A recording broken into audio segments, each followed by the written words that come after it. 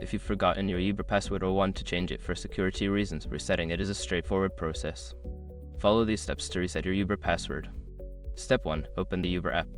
Launch the Uber app on your smartphone. Ensure you are connected to the internet. Step 2. Go to the sign-in screen. On the app's home screen, tap on Sign In. You will see an option for Forgot Password below the password entry field. Step 3. Select Forgot Password. Tap on Forgot Password.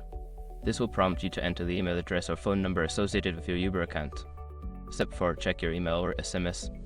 After entering your email or phone number, check your inbox or messages for password reset link or code sent by Uber.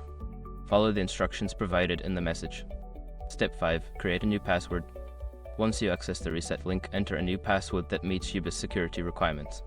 Confirm the new password and save the changes. After completing these steps, you can log into your Uber account using your new password. If you encounter any issues, consider reaching out to Uber support for assistance.